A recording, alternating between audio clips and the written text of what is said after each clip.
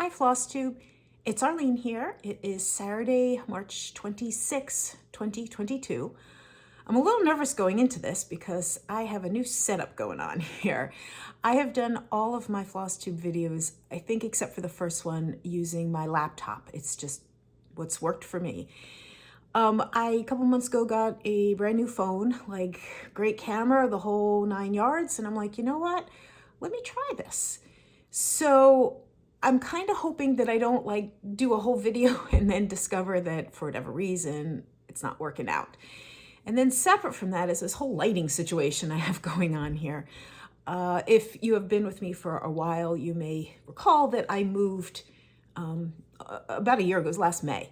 And I want to be doing my videos in this space. There is a skylight right there that has caused lighting issues. Like, I cannot tell you right now, there's a ring light, there's other lights on me here. If you have any suggestions on, I mean, it's basically, I have no way to cover that skylight. I mean, that's what I know needs to happen, is that the light that's coming from above like that, I don't want it here. If you have any suggestions for me, I would be open to them, but doing the best I can lighting wise.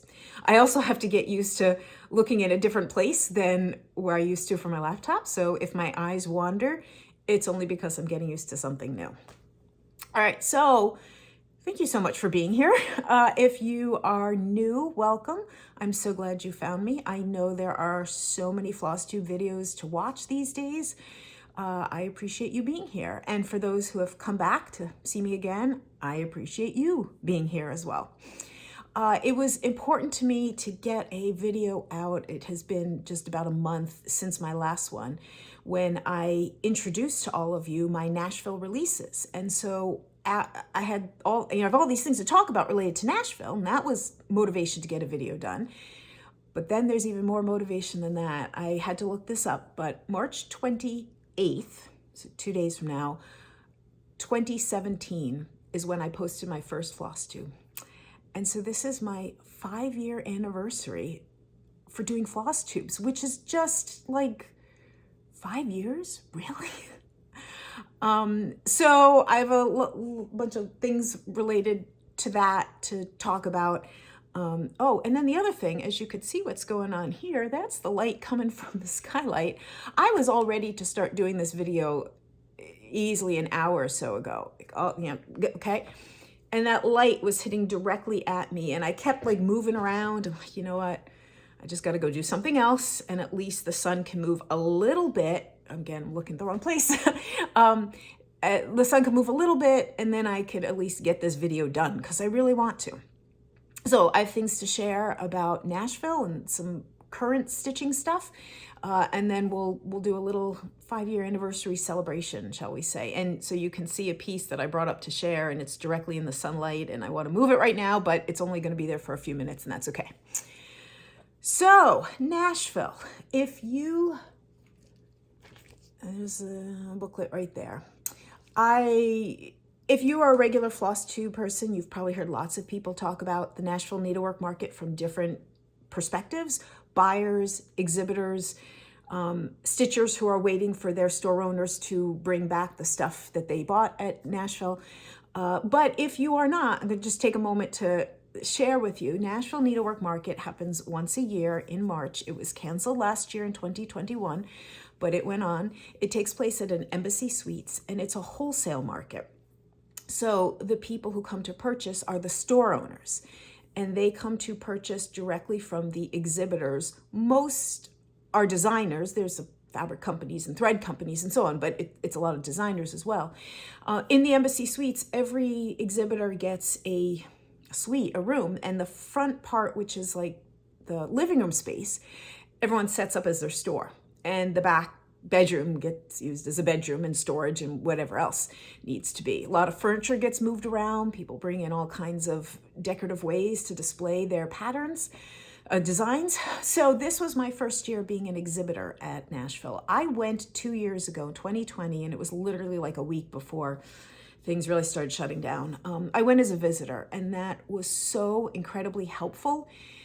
If you are somebody, for whether you're a designer or any other stitchy related kind of business, who is considering this idea of participating in Nashville to get involved in that wholesale aspect of the business, I can't recommend enough the idea of go and visit. I know I talked to at least one, I think there was 2 people that I talked to this year who were doing exactly that. They were there. No, they're definitely 2.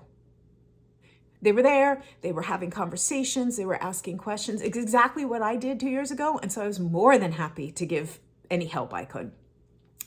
It's not like a requirement or anything, but it's just something to think about. Anyway, my first Nashville needlework market. I was located up there on the 5th floor, room 531. Had so many wonderful conversations with store owners, some designers as well. For the most part, you're in your room selling. Friday, there were 4 hours from 4 to 8, all day Saturday, and pretty much all day Sunday as well. Tried to slither out a few times just to make connections and contacts. For me, I'd really wanted to make contacts with the thread companies. I've had some before Nashville, but I knew in person goes way farther than just an email. And so I, like many people, I'm going to say most people, could not picture doing the Nashville alone. And so I had a friend come with me, McKenna, Stitching and Sequins, was so kind as to come and be my helper. And it was wonderful to have that kind of support, have somebody who could move furniture and take care of things like that, but also just to have 2 people in the room talking to store owners or fetching patterns from the back and so on. It also meant that she wanted to go check some things out. I was in the room by myself for a while. And then when I wanted to get a chance to go out when I could, she would be holding down the fort for me. So thread companies, I've gotten myself, I'm already off track. Anyway, it was a great experience. I am so glad that I participated. I'm 100% planning to participate again in the future. I figure every interaction, every connection I can make will help grow my business. I love, I know that some of my patterns are just different, and I mean that in a good and bad way. I mean, I know some store owners can look at a certain designer and say, oh, my customers would love that kind of stuff. Or they could look at a designer and say, oh, lovely, beautiful, but yeah, I know my customers aren't going to do that. And so you just never know who will walk through your door and what they see and what appeals to them. And the idea is just to have as much interaction as possible. There was a statistic, 130 something exhibitors. There was 185, I think, ended up stores that showed up. But the 130, or whatever the precise number is, somebody had done the math that if you take the hours, total number of hours that the show is open, Friday, Saturday, and Sunday, and divide by 130, if somebody wanted to go to each and every room, it's something like not even 10 minutes that you could give to eat. I mean, I'm sure there are plenty of store owners that could not get to every room. And the hope is even more of them will show up for me next year. So a few things just to share about that. I had in my room pens that I was giving away. Sorry, again, I'm getting used to where the camera is and what to see. So Works by ABC and my website, but it's not just any pen. It's a maze pen. I don't know if you can see, there's these little silver beads, balls, that the goal is, there's 2 of them, get them both to one end, get them both to the other end, see if you can get one to each end. There were a few people who were handing out, exhibitors that were handing out pens or other little things. I just thought this was something a little unique and different. What I was saying to folks, it's something to entertain you while you're waiting for the elevators, which is true. I think I want to say that because I think my stuff is a little unique and different, my pen was a little unique and different. So I was happy to be sharing maze pens with anyone and everyone who was walking through the door, and even as I was out and about. You may not be familiar. This magazine, Needlework Retailer, goes to all store owners. It's like for the wholesale trade. This is the magazine that goes out every 2 months. And Needlework Retailer is connected with Yarn Tree. I don't understand like literally the business, but Needlework Retailer / Yarn Tree are the people who put on the show, who make it happen. And so this magazine is filled with different kinds of ads that designers and again, thread companies, fabric companies, all that, will send in. And so for this issue, which is extra large for March, April, around Nashville time, they asked if, and I gotta find it because of course I didn't prepare it ahead of time, if you had, I could have sworn it was in the center, but clearly I'm not wrong. I'm not right. Oh, here it is. So at a certain point, there was an email put out like, all right, if you have a picture, send it in right now. And I sent one in a couple of hours after I got that email. And I said, well, if there's still space. And so there is a picture that I sent of my Swirling Seasons design. I had shared those with you all in my last video. And in addition to that, I had planned ahead of time, I wanted to get Rosina out there in the world. Oops. And so I wanted to make sure I got an ad in for her. So, well, I think a copy was also mailed to me, but I was also able to get a copy while I was there.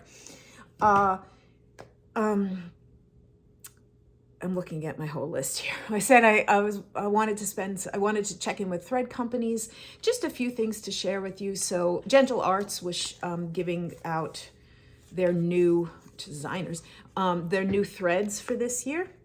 So this is a blue called Distressed Denim. And this is it's a really nice brown called Cobblestone. I like the variegation on both of these is beautiful. They also, if you didn't know, Gentle Arts also puts out wool threads. I don't know if my LNS carries them. I haven't seen them much, but I'm aware they exist out there. And so their new color of their wool thread is Misty Harbor, which is like a light lavender grayish kind of. I feel like, I may be wrong, I feel like the cotton version of this might have been one of their new threads from last year, but I should have looked that up. I was having a great conversation, or I was at the beginning of a great conversation with a woman in the Dinky Dyes room. And like I said, McKenna was holding down the fort and I had my phone kind of propped up everywhere I went just so I could constantly, and right as I was having, starting this conversation, I'm a designer, blah, blah, blah. She texts me, we were doing SOS, meaning get back to the room as quickly as you can for any number of reasons. And so I saw that and I said, oh, my helper's calling me, I'll be back. And then I never got a chance to go back, but I did in the few moments, oh my God. So I had these two threads. One of them, and I'm sure I know they look identical to you. One of them is ever so slightly more blue. One of them is ever so slightly more purple. One of them is one of their new threads. I think it was this one, which is called Thistle. And while I was talking to the person about their new colors, I had this in my hand and then I walked over to their display and I was like, wow, look at this. And this kind of color is just so me. This is so like the things I love. And so it was at that moment that I got the text. I'm like, oh, gotta run. And these two were in my hand. She's like, oh, take those. Maybe you could, do something with them. And then I get, great, wonderful. I'll come back and talk. I never did. But it won't be too surprising if you see a design that uses one of these two Dinky Dyes. The other one is called Your Majesty. And the Your Majesty one, and again, I know cannot see the Your Majesty one is the one that's ever so slightly more purple. The Thistle is ever slightly more blue. Talked with the Sulky people, talked with Weeks Dye Works people, talked with Trenway Silks. Trenway, I think I'm saying that correct. Was able to pop into a few, some of the designers that I had met and were so helpful to me, 2 years ago, where they were new or almost new, and I'd been with some email contact with them. And, it was overall, it was a great experience. I'm sorry, I'm looking at my list to remind myself what to talk about. I'm not someone that buys a lot. And I mean, if you've been watching my videos, there's very rarely like haul to show. But the two things that I did buy, and this is so like probably not appealing to the majority of stitchers out there.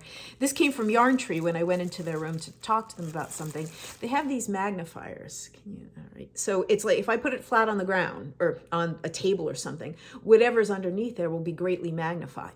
Now, this is not something I would use like while I'm actively stitching, but I'm thinking about my lace part. Like there's times where just being able to physically hold something like this, in the moment it was appealing, and I'm like, you know what, I'm gonna get that. And then really the only other thing that I purchased, which was a very conscious decision, involved scissors. Starting in 2018, I began, and it was sort of an impromptu, didn't really realize I was beginning something new. I started collecting scissors with a scissor fob from each of the stitching events that I was attending, participating in. And it started with the first retreat that I ran was actually my first stitching retreat. And one of the attendees, Barbara, who is now part of my stitching group, and she does amazing work, and but at the time she was just a name on the list. She showed up to that retreat with scissor fobs that she had made to give out to everybody, which was so like, what a kind gesture that was. And then it was just 5 weeks later, I think, that I attended the first StitchCon, which was the first StitchCon in 2018. And on the Sunday of StitchCon, there was a little like make it take it thing, which was a scissor fob, and it had the year 2018 and a computer to kind of represent Flosstube. And so both of these got attached to this pair of scissors. I don't know where I got this scissor from. It just was. So these were my two, because they both got attached initially, I decided to leave them. Go through, the following year, the first thing in 2019, I went to 4 retreats, which is crazy. This is from Stitchnanigans in Arizona. These were part of the bags, and the scissors I'm pretty sure I bought at the attic. I had to like create this. Actually, it was Barbara who helped assemble these little crystal pieces. And I did buy a little cactus to help recognize Arizona. Then after that came StitchCon of 2019, and that was this. The green scissors. Did I buy them at Keepsakes, or were they just a pair I had? I don't remember about the scissors. But so here was the Make It Take It for 2019. And this was on the freebie table. There was a bunch of scissor fobs on the freebie table, and they were just so beautiful, and I had taken one. And so both of these are part of my 2019 StitchCon memories. Then in 2019 was the stitching retreat I put on. So here is the scissor fob. All right, it's all twisted, but it says New Jersey Retreat 2019. These were given to all attendees in the bags. This is a pair of scissors that I know I had this plan of some things related to raffle prizes, and this I'd acquired in that thinking didn't come to be, but because I'd acquired them for myself related to the retreat, they became the scissors that this fob got attached to. Then in the fall of 2019, I went to, it was in Virginia, and I'm trying to remember the Stitch Fest outside of Washington, D.C. It had been going on for other years. It was just I really wanted to get away and do something again with stitching friends. And I was able to, I was on a waiting list, and I got in. It turns out one of the people who attended was Ingeborg from A Stitch Too Far.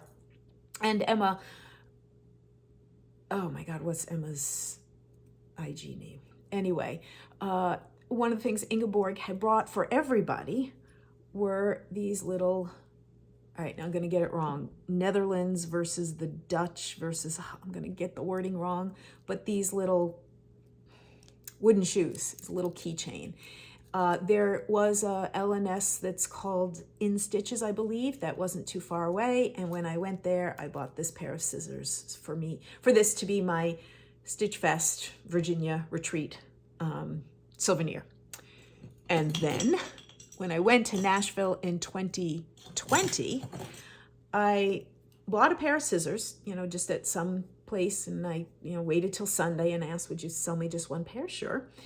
But I needed something to create as a scissor fob. And there was I think somebody even told me, go to such and such room. They just have this bowl of random stuff that I think they're selling like for 50 cents each or something. And in that bowl of random stuff was a guitar. And since Nashville is a music city, not that I did anything musical while I was there, this felt like a good thing to include as part of the memory. Because of the nature of this, I literally couldn't get anything else besides a thread in there. And I know I'd meant to put beads and it never happened. And now it's just sort of like, this is my souvenir from Nashville 2020. And then there haven't been any stitching retreats since then. So I knew the one thing I really needed was something to be my scissors for this Nashville. I did find someone who's selling scissors would just sell me one pair, and I love the blue. And again, somebody mentioned, oh, you should go down there. They have some beads. And so I bought 6 beads. I think they were like 6 for $1, and that's why there's 6 of them. And thread, when I wanted to talk to the Kreinig people, and there were people in there when I walked by, and again, never got a chance to go back. They had gone around and left a little card, I'm assuming in everybody's room. I mean, I didn't see them come in. It was just on the corner of the table. It included a little bit of one of their silk threads. And I thought, well, perfect. So I used that silk thread to create the scissor fob. So this is my official souvenir from Nashville 2022. And it will go, I have a scissor jar over here that is just for these scissors. Do I use them sometimes? Sure. I also have other scissors. I'm not a scissor person, but sometimes you've just been given them as gifts. So I do have a non-stitching event souvenir jar, as well as the stitching event souvenir jar. So that, I guess, is, what else to say about Nashville? It was a great experience. I am looking forward to taking a lot of what I learned and apply it, going forward with new ideas and for next year and all of that. So let me switch gears here. Talking about, moving forward. I've already been thinking about working on some new designs for the future. There will be Needlework Expo in August. That is an online virtual show, like there were 2 of them last year. And so I need to sort of be thinking about what designs I might have ready to release at that time. And I'm actually sort of also thinking about, well, what would I like to release, like for people to see in person at Nashville 2022? So that's one of the things that I'm working on, and I'll give you guys a little sneak peek. Let me see how I'm gonna do this so that you can see just a little bit. So that gives you a sense. There's clearly some geometry going on in it. And I'll also give you a little sneak peek of the colors. Just as I kept playing around, I ended up with very spring colors. And that's another reason why this very much might be a design that'll be for next year's Nashville. And I wondered if anyone else ever does messy thread things like this. So in this plain old boring plastic baggie, I've pulled, most of my threads are in Flossway bags like this, but go way, way, way back. When I first started stitching, high school, I did bobbinate, and you can see right there is that container of like high school, college threads. I mean, thread is thread, it's still good. So if this is like the perfect pink, and that's the only one I have that I don't have one in a Flossway bag, I'll use it. So blue, pink, gray, purple, yellow, green, very spring-like colors. So that is the project I am currently stitching on. But also, I've been working on something else off and on. And I've posted on IG about it. I like to have something different every once in a while. I started a hardanger project, and I've shared this design with you in the past. And here it is actually started. What makes this a very unique hardanger is usually you put in stitches and then you cut threads out from in between the stitches. This involved cutting out threads without those other stitches. And in the end, it's almost like literally half of the fabric will be gone and the other half will be wrapped up. If you see these diagonals, I can't even tell if you're, I think you guys can see this. So the actual design comes from award-winning designs in Hardanger embroidery 2011 from Nordic Needle. They used to have this contest. There was something about, and I saw this in a catalog, when I saw this picture, this, they look like Hardanger to me, beautiful, different, okay? Something about this in a small little thumbnail looked different. And then, however, I don't know if I ordered it sight unseen or if I somehow found. Anyway, when I came to realize what it was, that it was such a unique idea. So here's a little bit of a close-up to see what's going on there. So all the bars that are woven have fabric threads underneath them, but there's no other fabric threads supporting the design. Now, it is huge. What I've got going in the little diagonals I've got going is basically like up to here. Maybe I got up to there, whatever. And so it's just, and I did kind of tell myself that, all right, you know what, I'm going to aim to be doing this center part. And if I really love it, I will do the whole thing. And if not, I'll be able to end it in the same way the edges are ended here. If it kind of suits my purposes of needing that Hardanger something different after that amount, and I don't feel like doing the rest, I'm okay with that. Just so you know, the piece of fabric I actually bought this years ago, planning to do it. If I do the whole thing, it's literally, subtract a couple inches on each side. It's a big, I think it's supposed to be 20, on the size fabric I have here, 24 inches in diameter. So that's huge. But I've worked on it a little bit off and on over the last few weeks. And, it'll be always there when I have a night where cross stitch just isn't what I'm feeling and I need to do something different. So I also, sort of unintentionally, been doing a little bit of tatting that I wanted to share with you. If you've been around, you know that I'm a lace maker. I do bobbin lace as well as tatting. I don't know about other people, but I'm not going to say I may be the only one. I did not bring any stitching with me on Nashville, to go to Nashville, to do on the plane or to do whatever. I just don't work on smalls like that. I just don't. But what I would bring, and what I did bring, is a tatting project. Tatting is the most portable craft, if you ask me. Literally everything I need in this little baggie. And so it was something I'd already started, and I don't know when the last time I was going to be done with it. And this, I'd have to pull out the book that it came from, but this is, where am I? Is, just a little motif. What will I do with it when I'm done? I don't know. It's about the process. So I was working on it in the airport, and maybe a little bit in my room at a slow point, but it was mostly just to get it back on track. And then on my way home, or it may have even been when I was in my room, I realized I had made a mistake. And so that's what I have done. And because I ended up putting in an extra ring, it's, instead of being 6 points, I'm going to have to make it 12. Oops. And that's fine. Do something different. We'll see how it plays out. Like I said, I don't work on it that often, but I'll keep y'all posted when I have something to share with it. I also, because there was some conversation about tatting while I was there, some people saw me doing it or whatever, I came up with some just weird little thoughts of, that project I'm doing using number 12 pearl thread, cotton, DMC, which is my go-to size when it comes to tatting. Now you can tat with big threads, small threads, whatever. You may see, where to go, it's okay. You may have seen these little balls. I know sometimes I've seen them like in Michael's, just like white and off-white. And it's labeled size 80. And the package might even say tatting thread. Well, this stuff is pretty fine. It's definitely way finer than a number 12 pearl. And it's never anything I've really liked to use because to me it's just too small. It's not not where I'm comfortable. But I came up with this idea of, well, how small can I go? Well, let me pull out some of that tatting thread.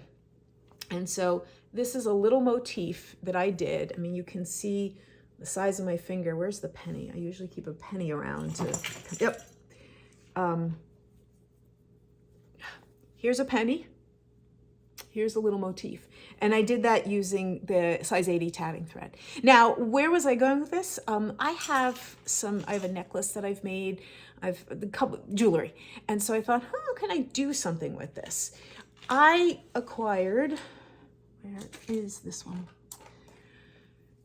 This kind of thing that comes apart and it has like two little pieces of, plasticky glass, and you could sandwich a picture in between and, make a necklace out of it.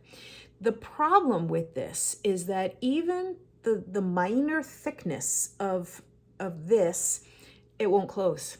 Like it needs something completely flat to make it work. I've poked around. I know Fire Mountain gems, which I know a lot of people get. I've poked around trying to find something that would work. It seems like you can get thicker ones, that you could fill with like beads, but that would be too thick. I need something that is this idea that you can sandwich something there, but also gives you that little bit of space needed so that you can close the thing. But because that didn't work, I thought, well, how small can I get? Yeah, so I picked up some sewing thread, just some regular all cotton sewing thread. I think it's often labeled size 50, which, what does it compare to? Who knows? Oops. Well, there goes the penny. And I made this guy over here. Here's the penny. So this guy is smaller than the penny. And yes, magnification was involved. I don't know what more I will do with these. If I can find something that works as for necklace or whatever, and then I might do some more and actually make some jewelry out of it.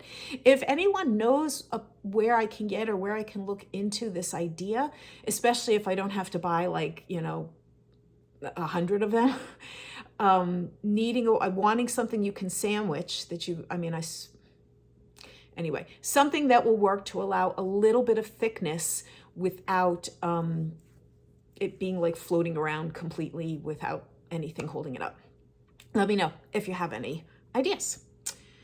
Okay, wow, I did not realize I was talking for that long as I'm looking at it right now, because I'm moving into the section of this video that I'm calling the 5-year anniversary celebration. I learned about Flosstube, that word, in January, maybe February of 2017. And I won't go into the whole detail of it. I just ended up putting on somebody's Flosstube and typed in Flosstube 1 and found a few. And I found a few folks, and some of them I really kind of liked and wanted to. And then I started reading the comments, and I could see that, at least in some people's videos, some of those comments clearly seemed to be like a back and forth conversation. And I thought, wow, what a cool community. And I started, commenting on people's videos and maybe getting a reply. And then I thought, I want to be a part of this community. What would it take for me to make a video? And I thought, well, you never know unless you give it a try. So I made a video and I posted it. And the community grew even bigger for me.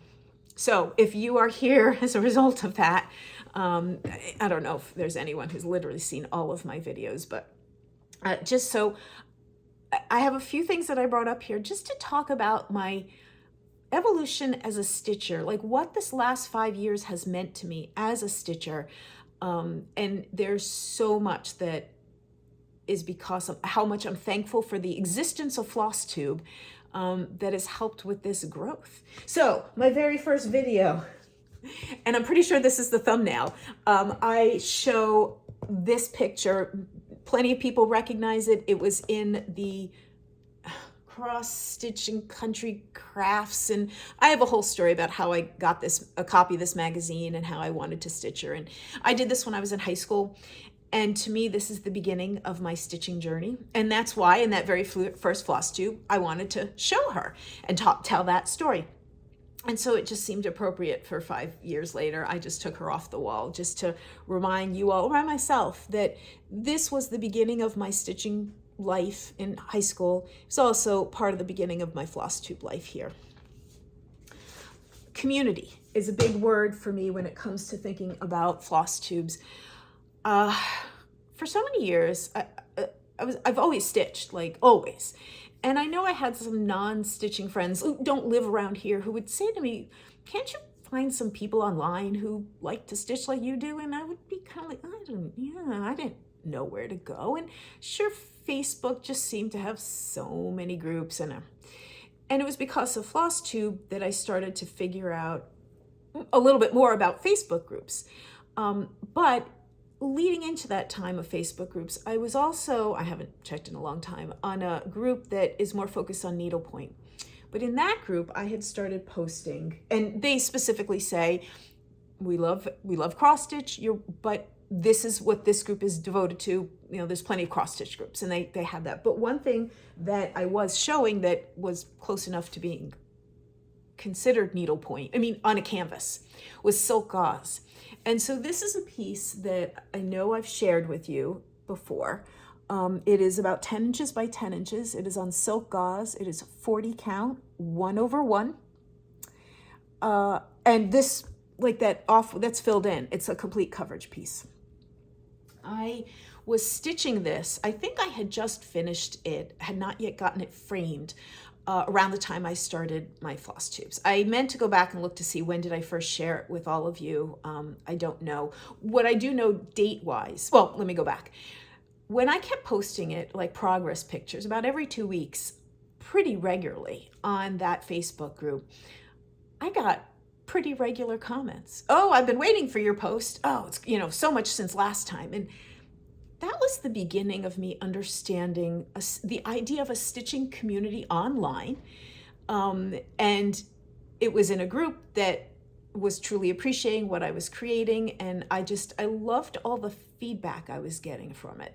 It wasn't quite what then ended up becoming because of my Flosstube world, but it was the beginning of this idea of community and wow, this feels good. And I'm commenting with other people's and on other people's posts and need to kind of keep building on this. This is also the piece that I know I shared that I had sent off to the ANG, American Needlepoint Guild annual exhibition. And this is the one that won 4 ribbons. So it's definitely one of my very special stitching pieces. It is also a great lesson for anybody who has an opportunity to enter their stitching in the fair, or a lot of people talk about either a county fair, local fair, state fair. And for the people who's like, oh, my stuff isn't good enough. Okay, number 1, just do it. And number 2, when it comes to ribbons, awards, this is a perfect example. So I sent this piece to ANG. It came back with 4 ribbons, first place in its category, a judge's choice. The president of the whole thing is basically given a ribbon and say, here, pick out your favorite. So the president's choice, and the one that was the best was it won like people's choice. The stitchers that were in attendance all got to vote, and they voted for mine. So I was so thrilled about it. So about 8 months later came the Woodlawn Needlework Exhibition, which is another place that I've sent things to. And I decided, let me send it down there too. So I sent it down there. In Virginia, outside of Washington, D.C., actually very near where that Stitch Fest was in 2019. And wouldn't you know it, didn't win a single thing. Like not even like a honorable mention in the category, And I remember being surprised because I didn't think that for the category it was going to be in, it was, doesn't matter. I wasn't able to go, so I couldn't see what the competition was. But man, I wish I could have been able to go to see what the competition was. But it's a perfect example that when you enter things for competition, when judges make decisions, they vary so much. Perfect example. One piece did amazing at one competition, nothing at another. If you get anything from that, wonderful, great. Flosstube really helped open my eyes to so much about stitching. My stitching life began with cross stitch, like that, the baby and other high school and college pieces. And then a few years after college, I started to learn that there was more than just cross stitch. And that's when I got interested in trying different types of things. Amongst the, I don't think this has a date on it, I often date, but keep it hidden. I'm gonna go with maybe somewhere between 2010 and 2016. Although actually, you could probably go check the pattern and see what the pattern date is. I had done this piece. It's an ink circles piece. I think it's called Baroque. I meant to look it up. I did not use the blue thread it was a blue design, but I didn't like the actual shade that was in the pattern, and I got another thread, which I also should have looked up, and I don't remember what it was. I didn't know about how do I say this? I didn't realize that designers put out, I don't know how to say it. When I started becoming a part of the Flosstube community, somehow, in some way, I learned that this is an ink circles design, which of course I had written on the pattern, but then I learned that ink circles has a lot of designs and a lot of people, and they come out, Tracy comes out with new ones every year. And wait a second, that's also what happens with those things that are called hands-on design. And wait a second, you also see it from something called heartstring sampling and so on. Like the whole concept of designers, like a one-man show, I was gonna say, that stitching patterns did not come from some magical world out there where it was just one-offs. And because of the store, the LNS that I had at that time, she was not into, or she didn't do like the regular auto ships and getting the brand newest things, or if I was no way attentive.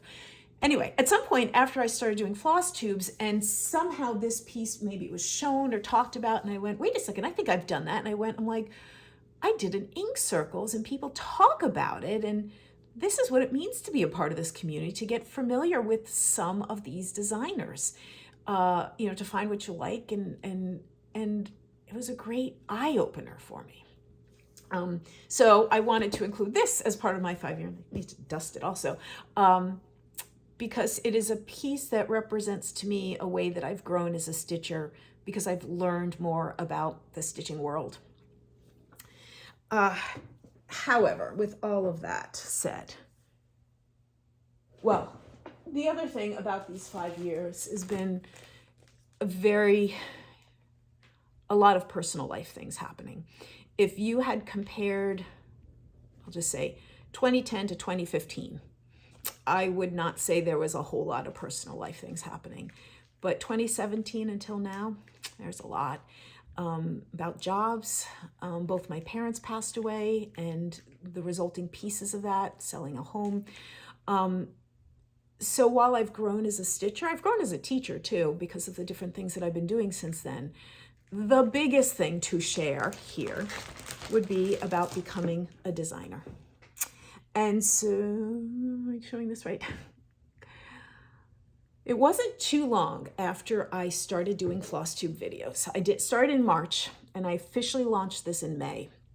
And so it was in those first couple of months, and I was watching people, and there was someone, I couldn't tell exactly who, but who more or less said this: hey, I designed something. I'm wondering if anyone's interested. I opened an Etsy shop. You can go get a PDF of it, and for like $3 or something. And I thought, wow, doing something like that doesn't have to be a huge deal. It's part of the reason a place like Etsy is set up, that you can, do it small and see if this is what you want to do, and then build in any number of directions. So then I started thinking about things that I have designed. I mean, sure, like many stitchers, there's patterns that I've adjusted, thread, colors, add this, subtract that. But there have been some pieces that I have hanging around my home that are purely my own designs. Not so much cross-stitch ones until this. And I gave it a try. And I was so appreciative of the support that when I made that video that said, hey guys, this is what I'm doing. And I showed the first patterns that I had available, and the comments and the support was just amazing. So this is like my logo. It wasn't in the beginning, but at some point I had stitched this. Again, I can't see what you see.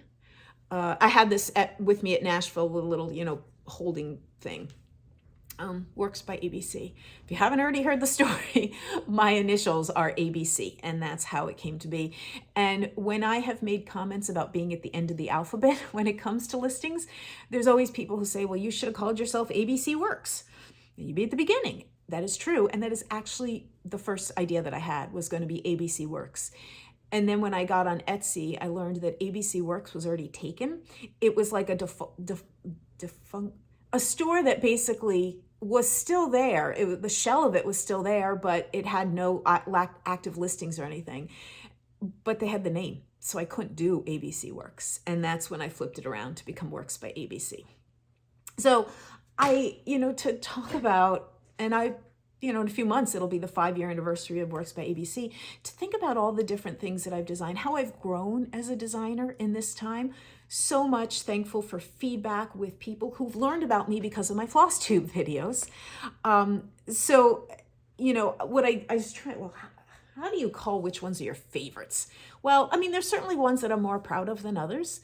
And one of the things that I've always said, and certainly felt like I was repeating this at Nashville a lot, is that I have a kind of an eclectic taste. I do certain things that not necessarily look anything like other things. But I was trying to put together a few categories. And one of those categories was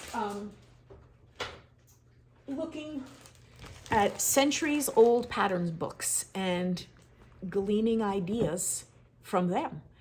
It just started to rain. If you guys hear a noise, that's the rain hitting the skylight. All right, I got to keep going. I'm not stopping for I hope the noise isn't too bad on this video. So this is a band sampler design. Now, I'm about to show you 3 band samplers. It's not that band samplers are the only things that I would create from these things, but I turned to these 15th, 16th century pattern books, and I find things that I like. So this was a first band sampler I did. This was a band sampler that I came out with for Expo last March. Yes, it's small. I have to tell everybody, you don't have to stitch it as small as I did. And then, as I had shared last time, this was a band sampler that I came out with for Nashville. And all 3 of these are edgings and things that I have found in these old books, like published in 1632 or whatever. And I put them together in a way that just seems like it's modern and it's totally the 21st century. So, and again, I brought up these 3 examples, and I should have brought at least one other thing that came from these old pattern books or inspired by things found in these old pattern books that is not a band sampler. But I've gotten on this little band sampler kick, even thinking ahead to another one that I might do. All right, another category of things that I love to stitch involve words, quotes, something meaningful. And so I brought up a few examples of what I'm talking about here. I love this one. What lies behind us and what lies before us are small matters compared to what lies within us. And there are times where how true this is. This one was called How to Live. And it says, be patient, expand your sense of the possible. Don't trouble yourself with matters you truly cannot change. Expect no more of anyone than you can deliver yourself. Tolerate ambiguity. Don't badmouth. Laugh at yourself frequently. Concern yourself with what is right rather than who is right. Never forget that no matter how certain, you might be wrong. Learn the needs of those around you and respect them. Praise at least as often as you disparage. Admit your errors freely and soon. Become less suspicious of joy. Understand humility. Remember that love forgives much. Foster dignity. Live memorably. Love yourself.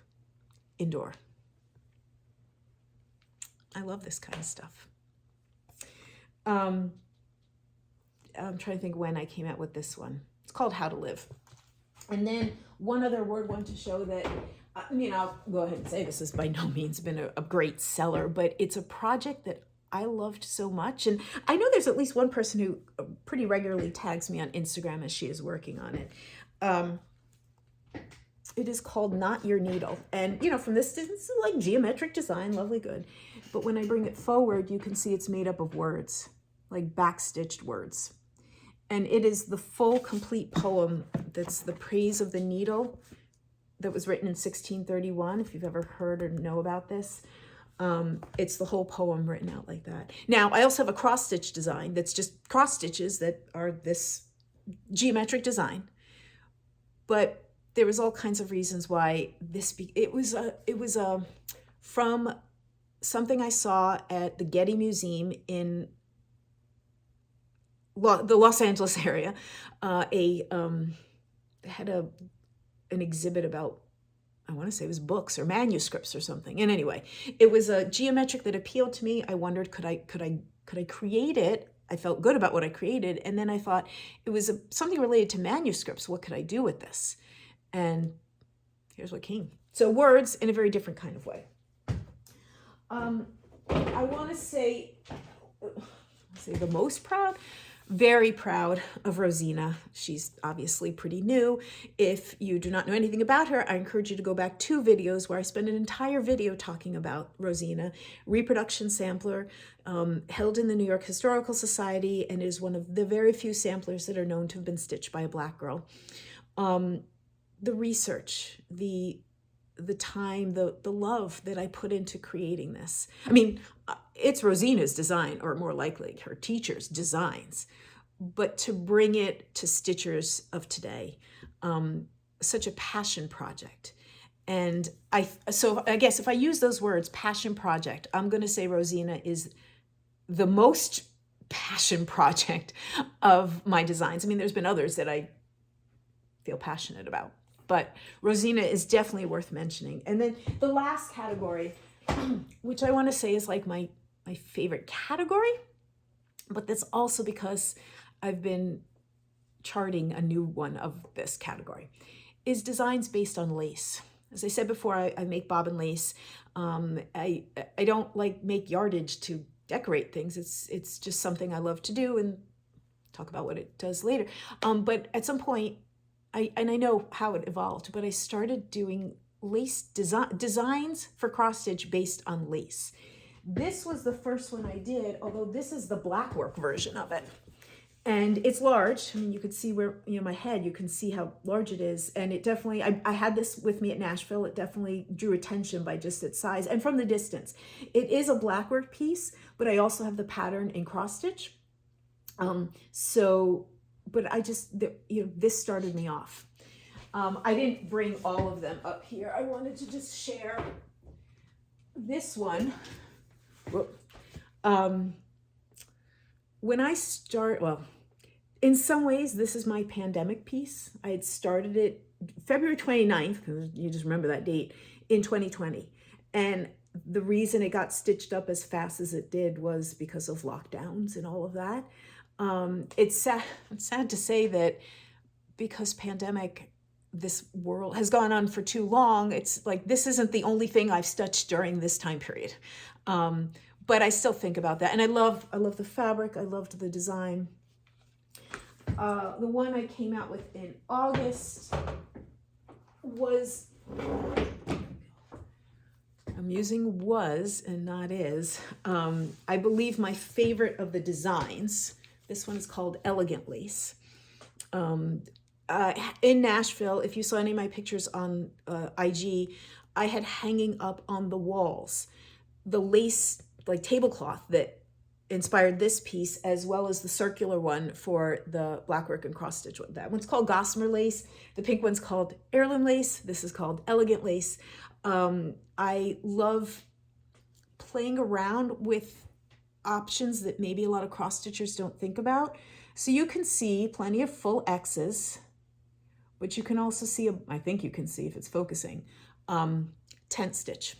And that's how you get this, like, it's all white, it's, but you can get a softness to it in the areas that I didn't want the harshness of a full-on cross stitch. To play with designs that use one thread here and two threads there. And early, I have others. There was even one I know I did with three, 2-in-1 strands. It's something that I just continue to, I'm sorry, again, I'm sorry if I'm looking in the wrong place. I'm still getting used to this. And because I said was, the reason why, like I said, I've just finished charting, or there's little things still to do, with a piece that, at least in this moment, before I've put in a single stitch, although I have picked out fabric, feels like it's going to be my favorite of my lace pieces. We'll see how that evolves. We'll see when it comes out, when I'm able to share with all of you. But this inspiration from lace is certainly a big part of my designs and my design work. So this video is way longer than I thought it was going to be. If you are still here, thank you so much. Thank you for helping celebrate 5 years with me. Having grown so much as a stitcher and within the stitching world, having found this community, having all the support, being able to support others, getting to meet, when we could, in person, people that I'd been communicating with, in various ways virtually, and feeling like we were just old friends. I'm so grateful to have found Flosstube, which then spread to so many other aspects of my life. So thank you all for being here, because for me, Flosstube isn't just the people who make the videos. It is it's the community that includes the people who watch videos. So if you're still here and you're watching this video, I'm personally thanking you. You know the drill when it comes to YouTube, the like and the comments and the subscribes, always appreciated, absolutely. But thank you for 5 years, and here's to many years more. Till next time.